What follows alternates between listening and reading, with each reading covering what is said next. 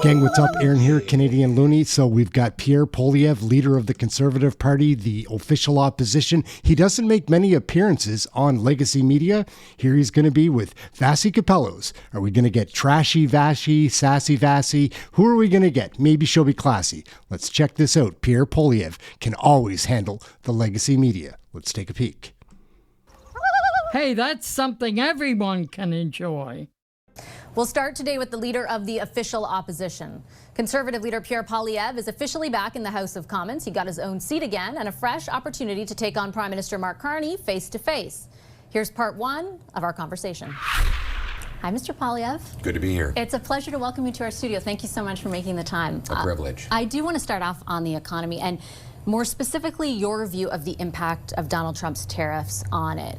Would you accept a deal that keeps any level of tariffs on sectors like steel, aluminum, and autos?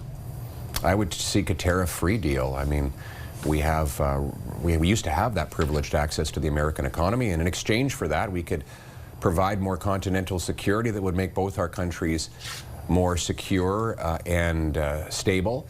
That's the deal that I would go for. And I think that the key back home, though, is to become more self-reliant, strong, and stand on our own 2 feet so that we have the leverage to negotiate. And right now, Mark Carney doesn't have a lot of leverage because liberal policies have made us overly reliant on the Americans. If we were building pipelines and port expansions and moving our resources to the Pacific and the Atlantic, to faraway markets, then we could go to the Americans with the ability to say we have other options. And right now, of course, after 10 years of anti-development liberal policies, we don't have other options. And so Mr. Carney has unfortunately negotiated out of a position of weakness.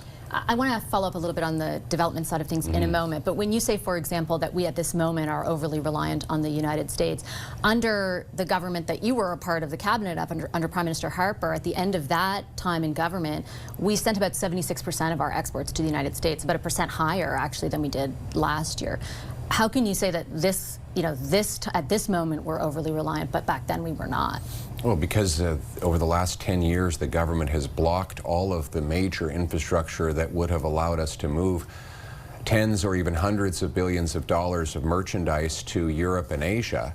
Our previous government had paved the way for projects like the Northern Gateway Pipeline, which had been approved and would be moving 500,000 barrels of oil per day had the Trudeau Liberals not come in with Mark Carney's support and killed that project. The Energy East pipeline would have been moving 1 million barrels a day to the East Coast, displacing dirty Russian oil and turning dollars for dictators into paychecks for our people. But of course, Trudeau killed that project. And there of course has been the anti-resource law C-69, the tanker ban, the industrial carbon tax, and countless other anti-development policies that have driven about $800 billion of investment out of our country under the Liberals. And unfortunately, that exodus of investment has accelerated under Mark Carney to a point where the National Bank says that the $50 billion that is left in the last 6 months is the worst exodus in any 6-month period in Canadian history. Do you think it's fair to pin the blame? And I understand contrasting, for example, what's happening versus what they said they would do, but do you think it's fair to pin entirely the blame, for example, for that exodus of investment on this government's actions? We have never faced a U.S. president that has leveled the kinds of economic threats that he has against our country. He has specifically targeted investment as a cause for that, saying, I want investment to come to the United States. That's part of the reason I'm doing this. Like, is it not normal that companies would then follow suit when they're faced with that threat? Is it fair, really, to put all the blame at the government's feet? You know what I think is fair? Let's hold Mr. Carney to the standard he set for himself. He said he'd have a deal with Trump by July 21st. Still no deal. He said that he would put elbows up. He put elbows down. He said he could handle Donald Trump, and all he's done is make concession after concession on his own economic decisions. Mr. Carney said he would spend less. His deficit spending is 100% more. He said that he would bring more investment, and we've had a record exodus of investment since he became Prime Minister. And finally, Canadian business leaders through the Business Council have said that Mark Carney's regulations and red tape are actually more damaging to the economy, even more damaging than Donald Trump's policies. And that's why, despite Mr. Carney's promise that he would make us the fastest growing economy in the G7, we're now the fastest shrinking economy. And on one last point, he's in Mexico, or just coming back from Mexico. Great laboratory, right? Because we're both next door to the United States of America. So how have we both done relatively? In the most recent quarter, Mexico's economy grew by an impressive 2.4%, while regrettably ours shrunk by 1.6%. Mexican exports to the U.S. are up, while ours have collapsed by 18%. And of course, Canadian unemployment, I regret to say, is 3 times higher than Mexico. So Mexico has the same problem. We both share America as our neighbor and biggest trading partner. So what have the Mexicans done right that Mark Carney's done wrong? Well, the Mexicans capitulated to Trump. They didn't. So does Mark Carney. No, but they didn't levy any. To be fair, they didn't levy any counter tariffs. Mark Carney has, in fact, levied some, but not in a totally commensurate fashion. And then you criticize him for that, right? You said it's elbows down if you do that, but you're kind of lauding the elbows down approach of the Mexican government because it got them a better result with Trump. So which is it? Well, it's that Mark Carney said that he would put in dollar-for-dollar tariffs, and now he's basically backed down on everything. What you don't do in a negotiation, what we're finding is that Mr. Carney, it was a real bait and switch for him to say he knew how to negotiate, because we're seeing him in action now. What you never do is threaten something and then withdraw the threat without getting anything in return. And he's back down on dollar-for-dollar tariffs, on the the digital services tax, on military spending, on all sorts of other things that he promised to Canadians and threatened to President Trump. And as a result, the president smells weakness. Now the Chinese see the same weakness, and they're hitting our farmers and fish harvesters. So we have far higher tariffs from both China and the U.S. today than when Mr. Carney took office, promising that he would end the tariffs. But what would you like him to do, or what, I should reframe it, if you were Prime Minister, would you do? Because again, Mexico, you've just detailed, has a much better result. What they did was not put any counter tariffs on. They sent 10,000 troops to the border. Obviously, the problems at the border are different. Like, they are viewed as one of the many countries who, in essence, capitulated to the demands of Trump in order to better secure their economy. Even though it's not dollar for dollar, our government has not done that. Are you saying that you would have dollar-for-dollar tariffs? You'd have 50% counter tariffs, for example, on aluminum and steel? To be clear, Mark Carney has capitulated. He's removed almost all of the counter tariffs. So no, 25% remains on steel and aluminum. He has capitulated on almost all of the counter tariffs. He's reversed himself on everything. What would I do? I'd pass the Canadian Sovereignty Act, which would make us more independent by opening our country for business.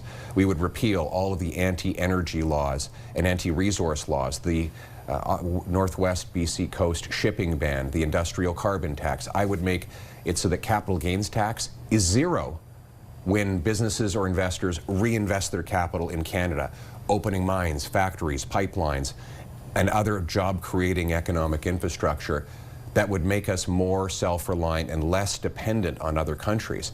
So I've said to Mr. Carney, copy my idea. Take the Canadian Sovereignty Act, pass it into law.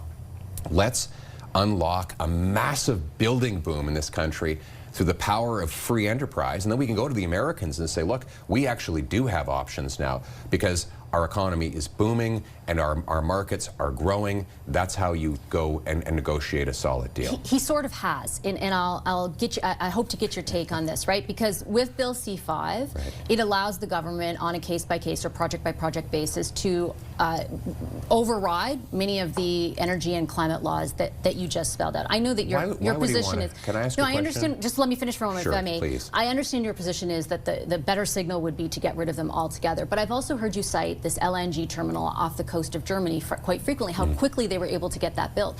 The German government employed a piece of legislation almost identical to C-5 in order to accomplish that. Why, if that is a positive example for you, is that good enough there, but here you still remain critical of the approach? So we all agree, this is where we can put partisanship aside, that we have the most resources in the world over here, but we have to get them developed and shipped over here. What's standing in the way? Liberal laws and liberal bureaucracies. Mark Carney's solution to too many liberal laws and bureaucracies is to create more laws and bureaucracies. Why not get rid of the barrier that the Liberals have put in place to begin with? Get out of the way. We've got 38 projects that are waiting federal approval today. Get out of the way, approve them. We have hundreds more, according to the premiers, that would come forward, but for fear by the investors that they will be entangled in bureaucracy and legal battles for years. So why not remove the bureaucracy and legal battles and open up our economy to all of those projects? So what we've had with Mr. Carney, by contrast, is he's keeping all of the Trudeau-era anti-development policies that 96 CEOs wrote the government last week saying they wanted removed so that they could start building.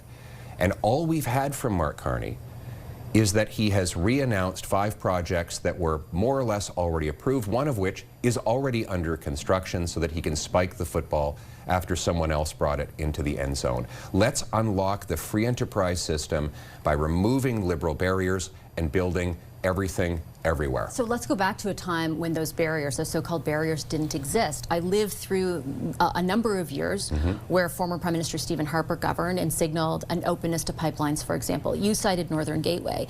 The process that led to the federal government approving Northern Gateway was ultimately deemed by a court to be inadequate.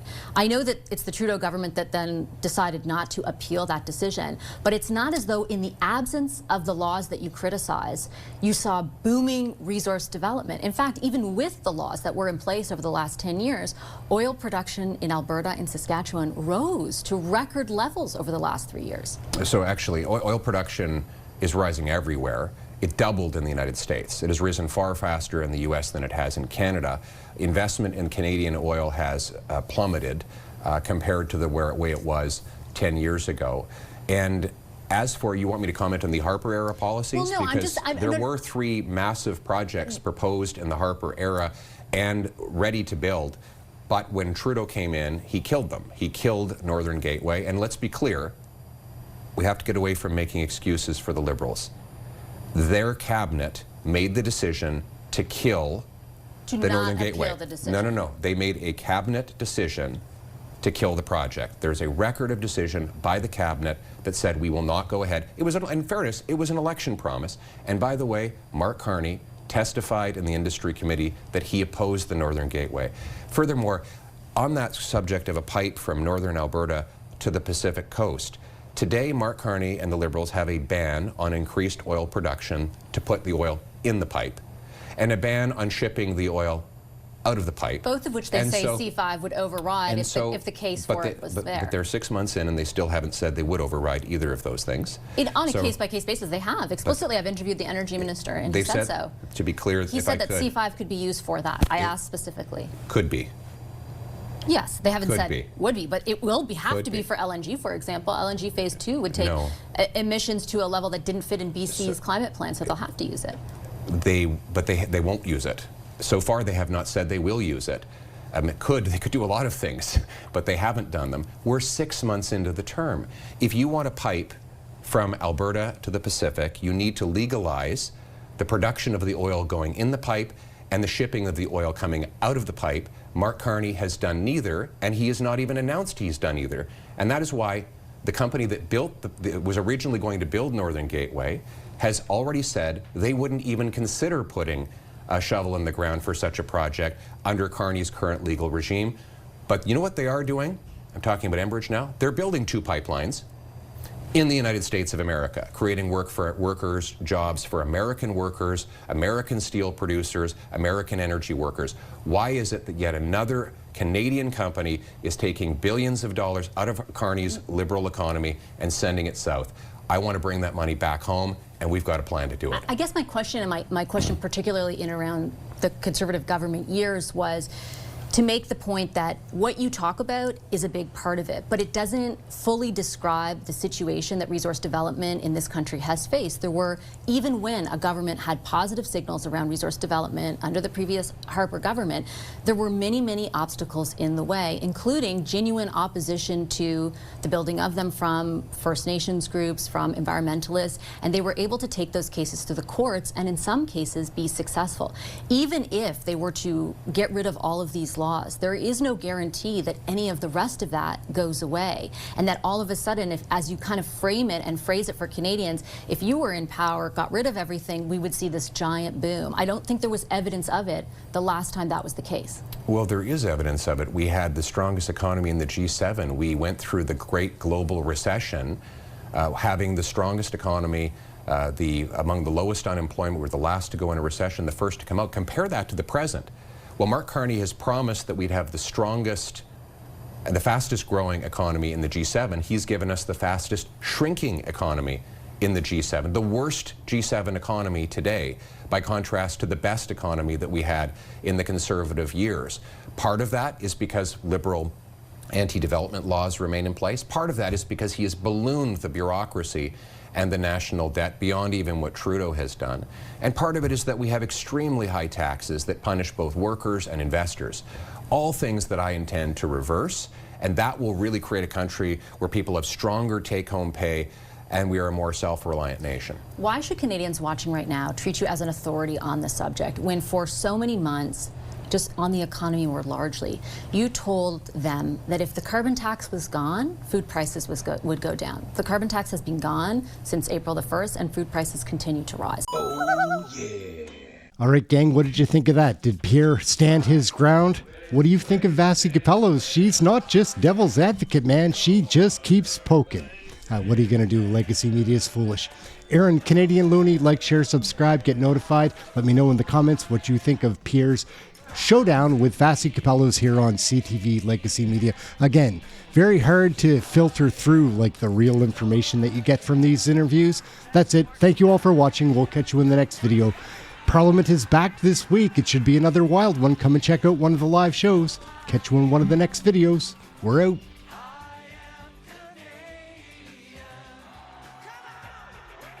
Oh, yeah.